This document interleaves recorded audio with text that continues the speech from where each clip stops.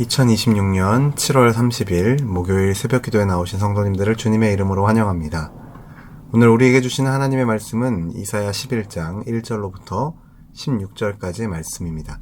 제가 가진 성경으로 구약성경 981면 이사야 11장 1절로부터 16절까지의 말씀을 제가 봉독하겠습니다.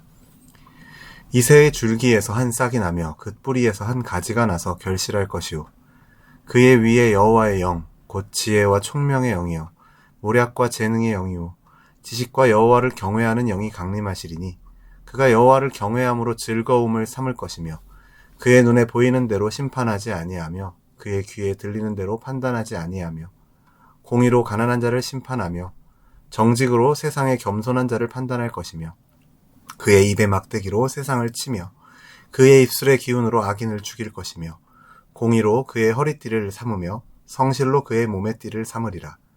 그때의 이리가 어린 양과 함께 살며 표범이 어린 염소와 함께 누우며 송아지와 어린 사자와 살진 짐승이 함께 있어 어린아이에게 끌리며 암소와 곰이 함께 먹으며 그것들의 새끼가 함께 엎드리며 사자가 소처럼 풀을 먹을 것이며 젖먹는 아이가 독사의 구멍에서 장난하며 젖된 어린아이가 독사의 굴에 손을 넣을 것이라.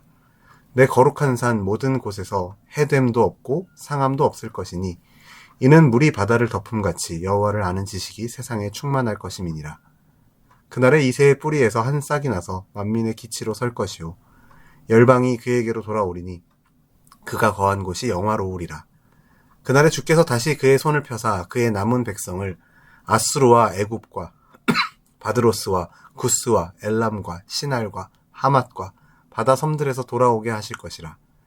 여호와께서 열방을 향하여 기치를 세우시고 이스라엘의 쫓긴 자들을 모으시며 땅 사방에서 유다의 흩어진 자들을 모으시리니 에브라임의 질투는 없어지고 유다를 괴롭게 하던 자들은 끊어지며 에브라임은 유다를 질투하지 아니하며 유다는 에브라임을 괴롭게 하지 아니할 것이요 그들이 서쪽으로 블레셋 사람들의 어깨에 날아앉고 함께 동방 백성을 노략하며 에돔과 모압의 손을 대며 암몬 자손을 자기에게 복종시키리라.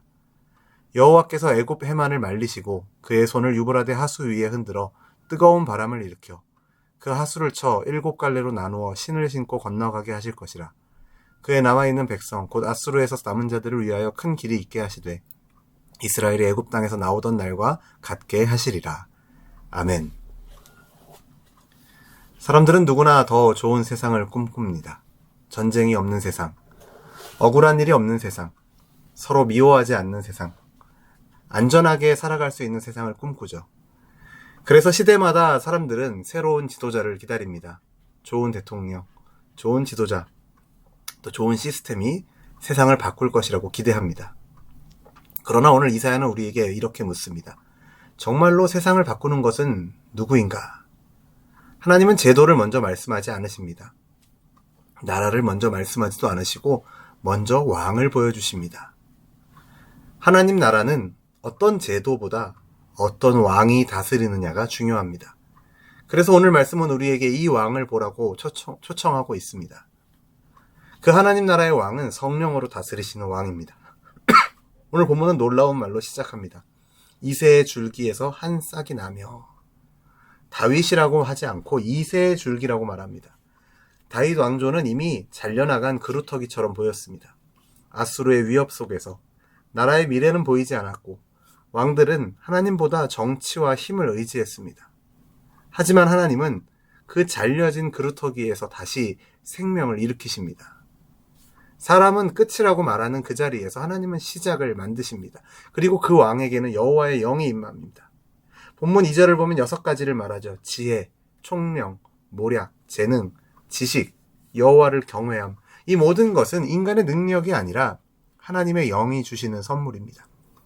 그래서 이 왕은 세상의 방식으로 다스리지 않습니다. 3절은 말합니다. 그의 눈에 보이는 대로 심판하지 아니하며 그의 귀에 들리는 대로 판단하지 아니하며. 세상은 외모를 보고 판단합니다. 많은 정보를 가진 사람이 옳다고 생각합니다. 그러나 하나님 나라의 왕은 하나님의 기준으로 판단합니다. 특별히 4절은 그가 가난한 자와 겸손한 자를 위해 공의로 판단한다라고 말하죠. 힘 있는 사람의 편이 아니라 약한 사람의 억울함을 풀어주는 왕입니다. 예수님이 바로 그러한 분이셨죠. 세리가 찾아오면 품어주셨고 병든 자를 외면하지 않으셨습니다. 또 죄인을 정죄하기보다 회복시키셨던 것이 우리 주님이십니다. 세상이 약하다고 버린 사람들을 예수님은 가장 먼저 찾아가셨던 것을 우리는 알고 있습니다. 우리도 마찬가지입니다. 우리 역시 사람을 겉모습으로 판단하기 쉽습니다. 듣는 이야기만으로 결론을 내릴 때가 있습니다. 그러나 하나님의 백성은 먼저 하나님을 경외하는 마음으로 판단해야 합니다. 여호와를 경외하는 마음이 있을 때 비로소 사람을 하나님의 시선으로 볼 수 있게 될 것입니다. 또한 이 하나님 나라의 왕은 샬롬의 세상을 이루시는 왕입니다. 6절 이후의 말씀을 보면 이사야는 계속해서 놀라운 장면을 이야기합니다. 이리가 어린 양과 함께 살고 표범이 어린 염소와 함께 눕고 사자가 소처럼 풀을 먹습니다. 심지어 어린아이가 독사굴에 가까이 가도 안전합니다. 이 장면은 단순히 동물의 이야기만 하는 것이 아닙니다. 폭력이 사라진 세상을 말하는 것이죠. 강한 자가 약한 자를 삼키는 질서가 끝나는 세상을 말하는 것입니다. 창세기에서 죄가 세상에 들어온 이후 세상은 경쟁과 두려움으로 가득해졌습니다. 그러나 이 메시아의 통치는, 이 왕의 통치는 창조의 질서를 회복합니다. 그래서 하나님 나라의 특징이 무엇입니까? 그것은 바로 샬롬입니다. 샬롬은 단순히 싸움이 없는 상태가 아닙니다. 하나님과 화목하고 사람과 화목하고 피조세계와도 조화를 이루는 완전한 평화를 말하는 것입니다. 그리고 그 샬롬의 이유를 9절은 이렇게 설명합니다. 이는 물이 바다를 덮음같이 여호와를 아는 지식이 세상에 충만할 것임이니. 평화는 환경이 좋아져서 오는 것이 아닙니다. 사람들이 하나님을 알게 될 때 찾아오는 것이 평화입니다. 하나님을 잃어버리면 탐욕이 생기고, 탐욕이 생기면 다툼이 생기고, 다툼은 결국 관계를 무너뜨립니다. 반대로 하나님을 아는 지식이 깊어질수록 사람은 사랑하는 법을 배우게 됩니다. 우리 가정도 그렇습니다.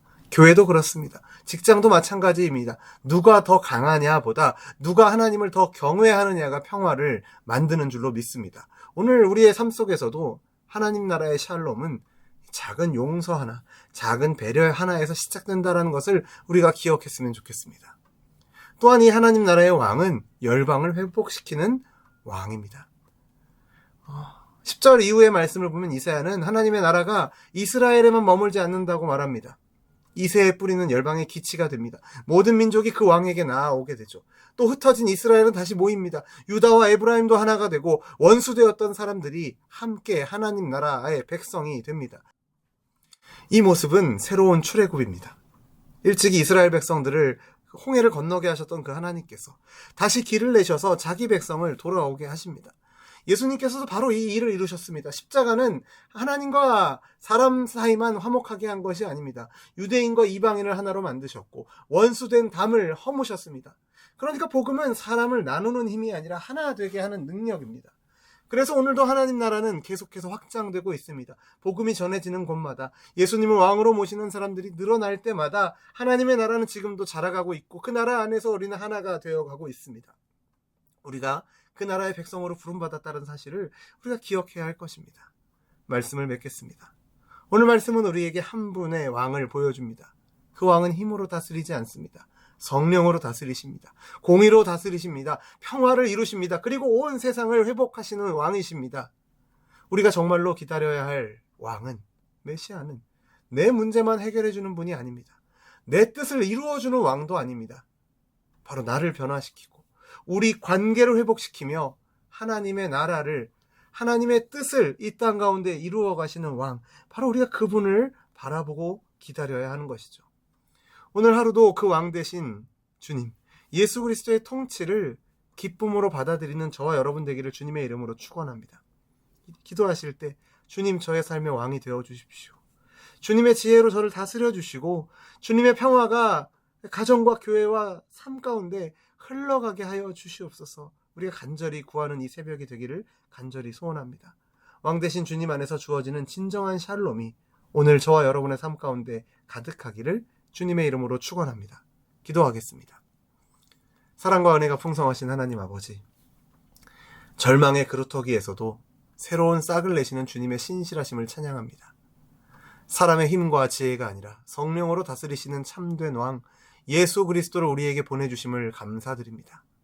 주님, 우리도 세상의 기준과 눈에 보이는 것만 따라 판단하지 않게 하시고 여호와를 경외하는 마음으로 사람을 바라보게 하여 주옵소서.